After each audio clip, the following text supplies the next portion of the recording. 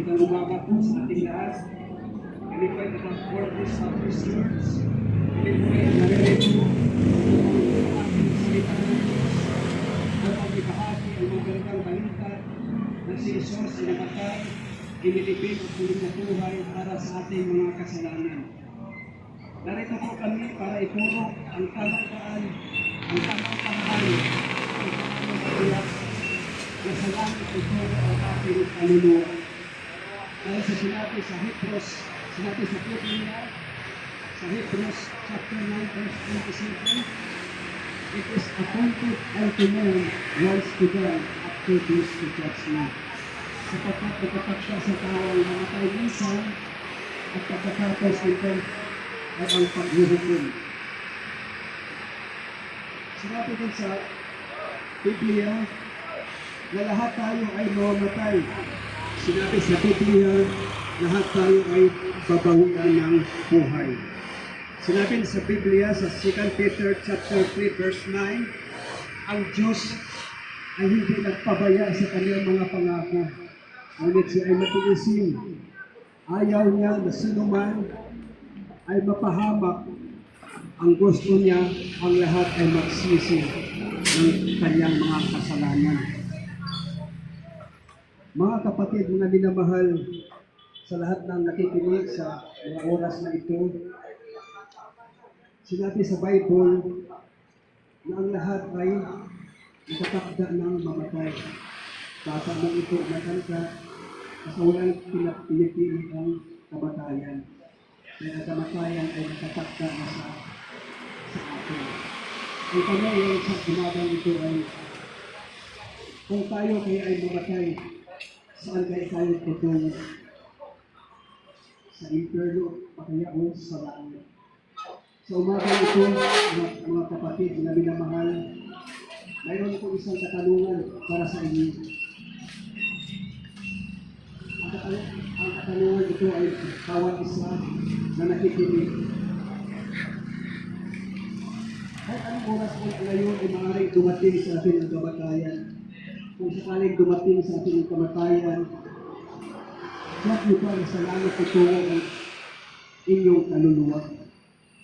Mga kapatid, mga minamahal, kung gusto natin matuwa na sa langit ito ang inyong kaluluwa, ang unang gawin natin ay aminin natin na tayo ay makasalanan.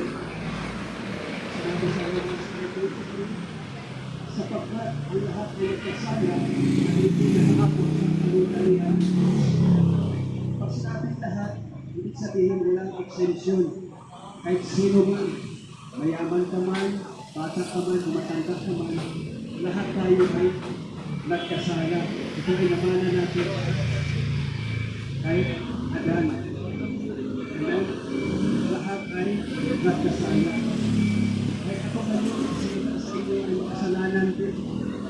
Ngunit sa biyaya ng Panginoon, ito ay naligtas sa pamamagitan ng pagtanggap ko sa Panginoon si Kristo bilang Panginoon at sarili sa kapagligtas.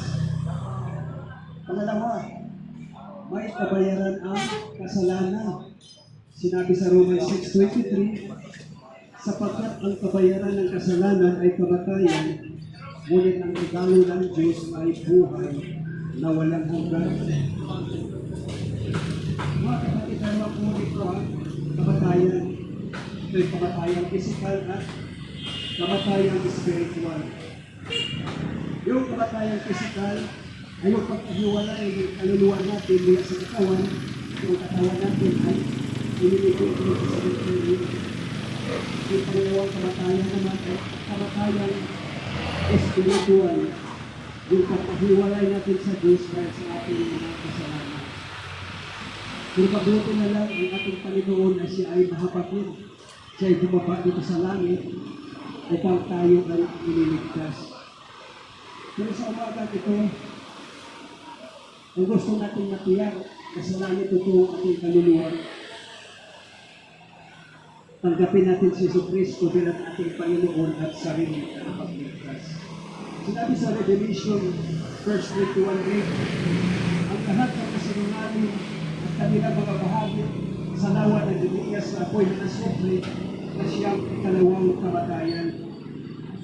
Lahat daw po ng mga sinungaling at lahat ng mga nagliligas sa apoy at asupre sa ikalawang kamatayan. Sa pangatlo naman po, may balita naman po tayo, si Jesucristo ang nagbayad ng dapat natin bayaran. Sinabi sa Romans chapter 5 verse 8, sapagkat katapwat ipinagkagubili ng Diyos ang kanyang pag-ibig sa atin, kung tayo'y makasalanan pa, si Kristo ay namatay dahil sa atin. Amen? Amen po. Kung kami natin ay sumampalataya kay Jesucristo sa kanyang pagbayad sa ating mga kasalanan. Sinabi sa chapter 16, ito ay very familiar verse. Ang chapter 16, sinabi dito, for God so loved the world that He gave His only begotten Son, that whosoever believeth in Him should not perish but have everlasting life.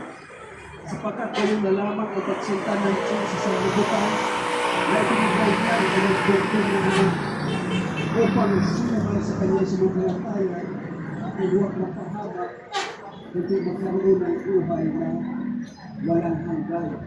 Sinabi naman sa John 3:36, ang sumampalataya sa anak ay may buhay na walang hanggan. Ano na pala kadali mga kapatid na binamahal, tayo sumampalataya ng sa anak ay pagdating natin ng Panginoon ng buong puso sa ating bilang Panginoon at sarili at kahigtas ay makasigurado ng langit. At mga kapatid, sinabi dito sa Romans 10, ang sino mang tatawag sa pangalan ng Panginoon ay nangyayaris. Ganun na pinakadali mga kapatid. Para sigurado natin sa kaligtasan ay tumawag na sa Panginoon. Lumapit na tayo ay nagsisi sa ating mga kasalanan. Ganun ang kaligtasan ito ay regalo. Sigang regalo ito ay tatanggapin na lamang ito ay walang kapalit. Kasi tatanggapin na lang natin. Kasi pag ang regalo, pag ibigay, libre ang regalo, pero pag hindi naman natin tatanggapin, hindi rin tumata sa atin. Ganon din ang kaligtasan. Dapat tanggapin natin ang regalo sa atin ay sa Panginoon si Kristo. Siya ay namatay, inilibing at muling na buhay para sa ating mga kasalanan. Ay mga minamahal o kapatid sa mga nakikinig. Nawa ang mensahe ito ay dapat ating pamilyan, mabuti. Kaya hindi natin alam na bukas ay buhay pa tayo. Wala tayo nakakaalam. Sinabi nito sa Hebrews 9:27, nakatakda na sa atin ang kamatayan. Bata man tayo ay matanda.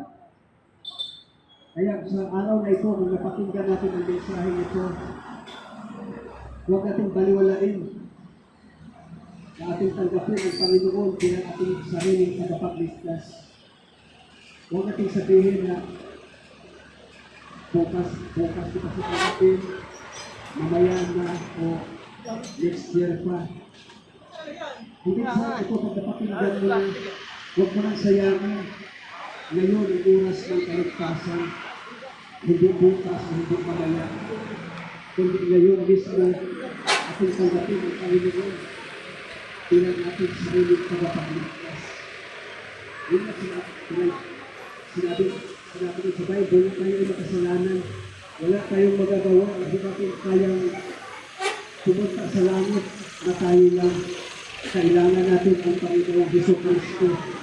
At sinabi sa John 14:6, I am the way, the truth, and the life. Ako ang daan, ang katotohanan at ang buhay. Yan mismo sinabi ng Panginoong si Kristo. Walang ibang daan, hindi ang Panginoong lamang. Si Jesus Christ lang tanging daan at wala ng iba. Siya ay ang isang daan. Ano, mga kapatid, mga minamahal, sana ang mensahe ito ay ating pakinggan ang mabuti ang pagdihin. Narito kami upang ibahagi ang magandang balita na si Kristo ay namatay, inilibing at muling nabuhay para sa ating mga kasalanan. Kasi ang gagawin na lang natin ay tanggapin lang natin ang Panginoon sa ating puso bilang tagapagligtas. Kaya, mga kapatid, ano lang natin mga ginagawa ngayon? Kasi kung na tayo, nagpulang. Kung saan ba nakarating ang mensahe na ito, dapat huwag natin kaliwalain. Ang kaligtasan ay ngayon na. Ngayon ang kaligtasan. Ang gawin lang natin ay magsisi sa ating mga kasalanan at tanggapin natin ang Panginoon bilang sarili na kapagligtas. Kaya, pagkasasabi natin na hindi ko man natatanggapin ang Panginoon ngayon sa kanalang, yaman naman ako, hindi ko pa kailangan ng Panginoon. Mga kapatid, tayo ay nagkabalik. Dahil walang nakakatiyak na bukas na buhay pa tayo. Hindi natin alam bukas o kaya mamaya sa mga ilang oras lang o ilang segundo tayo ay bawian na ng buhay. Ang tanong, iyak ba tayo sa langit tutuwa sa Panginoon? Kaya narito kami upang ituro sa inyo May ka na ba? Bago ka pa kung paano maligtas, kung paano masigurado ang langit. Mga kapatid, yun ang ulit-ulit kong sinasabi na sa Biblia na wala tayong magagawa kung tayo ay hiwalay sa Panginoon. Sinabi mo sa Bible, sabi ng Panginoon sa Kristo, I am the vine and we are the branches. Sabi mismo ng Panginoon sa Kristo na siya ang puno sa sanga. Walang magawa ang sanga kung ito ay maghiwalay sa puno. Ang puno na pinapanggit dito ay ang Panginoon sa Kristo. He is the vine and we are the branches. Amen. Kaya sa mga kapatid, mga binamahal, kung naririnig ko ngayon ang mensahe nito, huwag natin kaliwalain ang ating napakinggan. Maaring bukas o mamaya ay huli ng lahat. Tayo ay magsisi sa ating mga kasalanan. Sabi ng Bible, nalalapit na ang pagbabalik ng Panginoon. Marami na pong mga hula na natutupad na.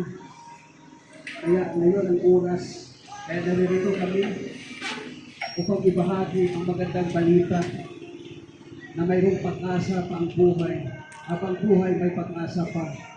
May pag-asa pa kasama natin ang Panginoon sa Kristo. Ating tanggapin siya bilang Panginoon at sariling tagapagligtas. Yun ang sinabi na wala tayong magagawa kung tayo ay hiwalay sa Panginoon.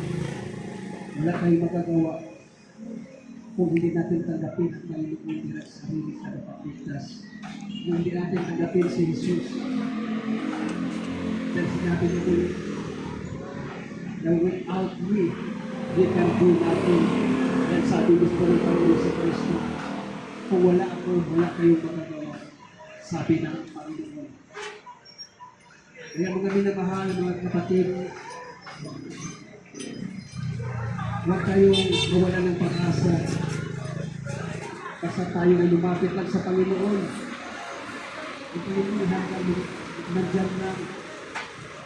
Hanggang lumapit, basta tayo ay tumawag rin sa Kanya. Ano man ang mga ating mga problema sa buhay, may Diyos na magpamahal sa atin. Mahal tayo ng Panginoon. Ang gagawin lang natin,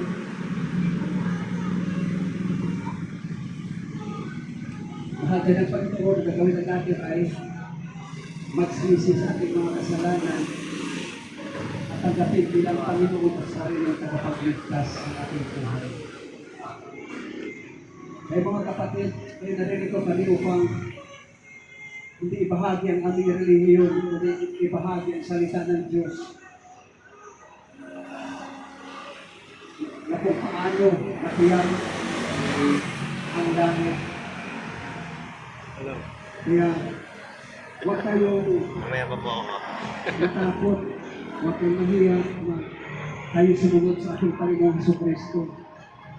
Wala tayong kinuha ng stand. Dapat pala may stand Sa tayo. oras na ito ay huwag natin sayangin na tayo ay magsisi talaga sa ating mga kasalanan. Tanggapin natin ang Panginoon silang sariling tagapagligtas. Hindi sinabi ko na wala tayong magagawa kung tayo ay tulad sa Panginoon. Kasi may tanggapin natin ang Panginoon bilang sariling tagapagligtas. Tayo ay anak na ng Diyos. Tayo sigurado na ng langit kung tinatanggap natin siya bilang Panginoon at sariling tagapagligtas. May mga pangako naman ng Panginoon. Kung tayo tinanggap natin ang Panginoon bilang sariling tagapagligtas. 16 minutes. Sinabi sa John 1:12, ang pangako niya, kung tinanggap natin ang Panginoon, sabi nito, katapwat ang lahat na sa kanya nagsitanggap at ipagkalikupan natin sila kapag maging anak ng Diyos. Kung tayo nakikinig at tayo nagsisig sa ating mga kasalanan at tinanggap natin ang Panginoon bilang ating sariling tagapagligtas at nagsisi, tayo ay anak na ng Diyos, ay binigyan ng kapangyarihan na maging anak na ng Diyos. Sinabi din sa John 10:28, kapag tinanggap natin ang Panginoon sa Kristo, sinabi sa John 10:28, at sila'y bibigyan ko ng walang hanggang buhay at kailanman hindi sila nalilipol at hindi sila aagamin sino man sa aking kamay. Yan po ang pangako ng Panginoon. Hindi tayo mababayaan ng Panginoon, siya'y nandyan lang. Kasaguhin na natin ang tanggapin.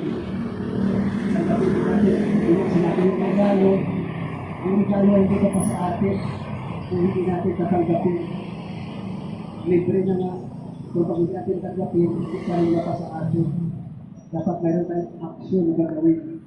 Tanggapin natin ang regalo. Ang regalo yun ay si Jesus Christ. Tanggapin natin siya bilang Panginoon at sariling tagapagligtas ng ating buhay. Sinabi naman sa Ephesians chapter 2 verse 8, sapagkat si biyaya kayo naligtas sa pamagitan ng pananampalataya. Ganun pala mga kapatid, mga minamahal, tayo ay naligtas lang sa pamagitan ng pananampalataya, sa pagtitiwala at pagtanggap sa Panginoong Kristo bilang ating Panginoon at sarili tagapagligtas. Ito ay sa ating sarili, ito ay kaligtas ng Diyos. Kaya kaloob sa ngunit itong tanggapin natin, huwag natin baliwalain. Dapat mayroon tayo aksyon na gagawin. Sinabi mo sa Biblia na tayo ay kasalanan noon pa.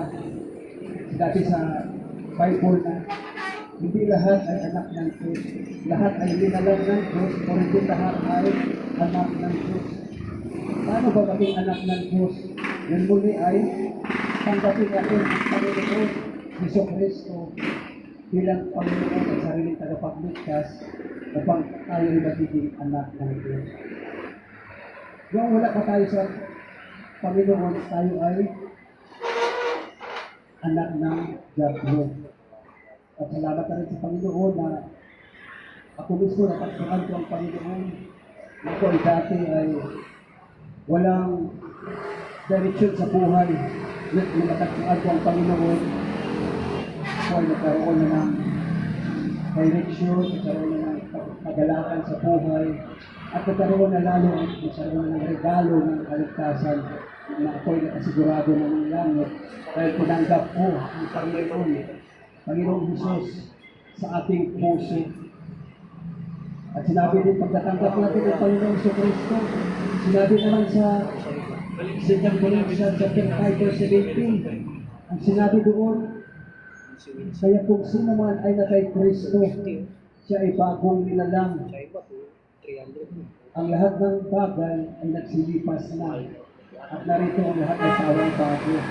Kaya napakahalaga talaga mga kapatid na kung tayo ay sa Panginoon, makitaan talaga tayo ng pagbabago sa ating buhay. Kaya mga kapatid, salamat sa inyo upang ibahagi. Nagbabahagi kami ng magandang balita. Ang magandang balita ito ay gospel. Ang magandang balita, muli na si Kristo ay namatay, inilibing at muling nabuhay para sa ating mga kasalanan. Kaya Sabi naman ni Pastor, ang Diyos ay, come and go kasi yung tao. ang Panginoon ay hindi na pabaya sa kanyang mga pangako na ayaw niya sino man sa imatinisi, Matapos yung na ayaw niya sino man 20, 25 minutes. ay mapahamak. May iba naman yung Kundi ang gusto ng Panginoon ay lahat ay magsisi sa kanyang mga kasalanan. Step sabi tumigil, tsaka natin gusto. Ay napakadakila ng Panginoon na kahit tayo ay makasalanan, siya ay makapagin pa rin. Binibigyan pa rin tayo ng pagkakataon upang tayo ay makapagsisi sa ating mga kasalanan. Kaya sa mga araw na sa mga oras na ito na ating napakinggan ang mensahe, ngayon ay araw ng kaligtasan. Today is the day of salvation. Huwag po natin katigasin ating mga puso. Maaring bukas ay huli ng lahat. Maaring bukas ay wala na tayo. 7 to? Mahal naman. Dahil yun nga sinabi mo rin sa Bible, Thank you so much. tayo ay nakataksang mamatay.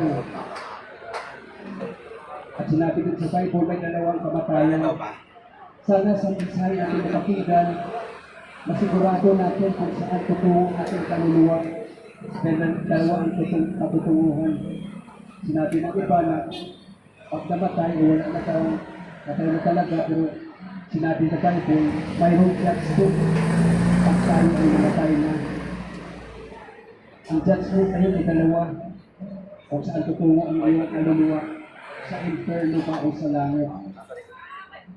Kung gusto natin matiyak sa langit, yun muli ay tanggapin natin ang Panginoong Jesucristo bilang Panginoon at sariling tagapagligtas. Kaya mga kapatid, narito kami mga kapatid para kahati talaga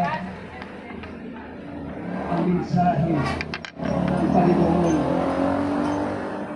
ay nagliligtas. Mahal tayo ng Panginoon. Ayaw niyang sino man ay mapahamak. Ang Panginoon ay makapagyan, sinibigay talaga ng chance sa atin upang tayo ay magpapahamak sa impyerno. Hindi tayo magkaroon talaga ng kasiguraduhan ng langit. Kaya, mga kapatid, mga binabahal, kung tayo napakinggan natin ang mensahe ito, huwag natin paniwalain na mayroong pag-asa pa ang buhay. There is hope in life. Basta kay Kristo tayo, huwag natin pabayaan na tayo ay pupunta sa langit. Siguraduhin talaga natin ang langit, mga kapatid, na yun talaga ating papupuntahan. Yun muli, anong sigurado ng langit? Tanggapin natin ang Panginoon bilang sarili tagapagligtas. Kaya, ang mensahe ito, huwag natin baliwalain o isip o huwag natin baliwalain lang. Dapat natin pag-isipan at gulay-gulayan. Panilagay siya Ang mo. Panginoon ay mapagmahal sa lahat. Ayaw na muli ang lahat. Mapahama. Patong na lang. Ang buhay na walang hanggan. Pag lang Kasi madali ang gawin lang natin ay tanggapin natin ang Panginoon sa ating buhay bilang sariling tagapagligtas. Mga kapatid, maraming salamat sa lahat. Tayo'y sa mga nakikinig, sa lahat at tayo na manalangin. Kapadat tayo sumabay na sa manalangin. Tayo'y ang panalangin na ito ay panalangin ng pagsisisi at pagkantad sa Panginoon sa Kristo. Sumabay na tayo sa pakikinig ng mga mahal na kapatid. Tayo tumikit at manalangin. Banal at dakilang Diyos, Panginoon sa langit. Panginoon, maraming salamat muli sa umagang ito na kami ay nakapakinig sa iyong mensahe. Salamat, Panginoon, na nakilala ko na ako isang makasalanan. Wala akong magagawa kung wala ka, Panginoon. Patawarin ito ako, Panginoon, sa mga kasalanan sa mga oras na ito. Tinatanggap kita, Panginoon, sa ating buhay bilang Panginoon sa aming tagapagligtas. Ako po, Panginoon, ay lumalapit at nagsisisi sa ating mga kasalanan. Patawarin Nakakabahan daw. Panginoon, sa ating mga kasalanan. Ako ay nagsisi naman ating mga ginagawa sa mga kasalanan, Panginoon. Tumatanggap kita bilang sarili ka na Panginoon. Lahat ito, Panginoon, ay ating dalangin sa pangalan ng Diyos. Amen. Mga kapatid, kung kayo sumabay sa pananalangin, ito ang pangako ng Panginoon sa mga tumanggap sa Kanya. Ito ang pangako ng Diyos sa John 1:12. Sinabi dito, sinabi sa Bible, John 1:12, natapwat ang lahat na sa Kanya ay nagsitanggap. Di ba tinanggap natin ang Panginoon sa Kristo? Sa pamamagitan ng panalangin, ay pinagkalooban natin sila ng karapatang maging anak ng Diyos. Tayo ay anak na ng Diyos nang tinanggap na natin ang Panginoon sa Kristo. Ito ang pangako ng Diyos sa John 10:28. At sila ay bibigyan ko ng walang hanggang buhay at kailanman hindi sila malilipol at hindi sila aagawin sinuman sa aking mga kamay. Napakaganda ng pangako ng Panginoon, mga kapatid na namin naman. Ito pang isa sinabi sa Ephesians 2:8. Sapagkat sa biyaya kayo naligtas sa pamagitan ng kanilang palataya. Ito hindi sa iyong sarili, ito ay kaloob ng Diyos. Kaya mga kapatid, napakaganda ng buhay pagkapiling natin ang Panginoon. Napakasaya ng buhay pagtiyak natin na ang kaluluwa natin ay patungo sa langit. 2 minutes. Kaya mga kapatid, maraming salamat muli. Kami muli ay ang mga taga Fortress Baptist Church. Kami muli ay nangaral dito sa street preaching upang ibahagi ang magandang balita na si Kristo Jesus ay namatay, inilibing at muling nabuhay para sa ating mga kasalanan. Maraming salamat po, mga kapatid. To God be all the glory.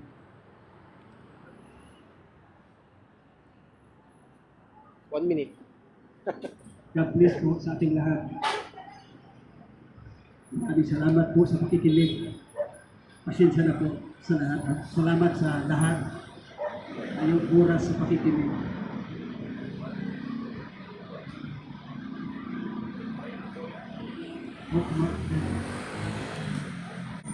Mga kapatid, maraming salamat muli sa inyong pakikinig. Salamat sa inyong oras. Nawa ang mensahe ng kaligtasan ay ating tanggapin ito. Huwag nating sayangin. Sinabi muli na today is the day of salvation. Ang araw na ito ay araw ng kaligtasan. Huwag nating ipagpabukas pa. Tanggapin natin ang Panginoon ngayon na. Huwag nating sabihin, mamaya na, mabukas na next year. Dahil walang nakakasigurado na tayo ay buhay pabukas. Kaya mga kapatid, huwag natin patigasin natin mga puso. Ngayon na mismo ang oras ng kaligtasan. Ngayon na mismo tanggapin natin ang Panginoon bilang ating tagapagligtas. Huwag po natin patigasin ating mga puso, mga kapatid. Maraming salamat po.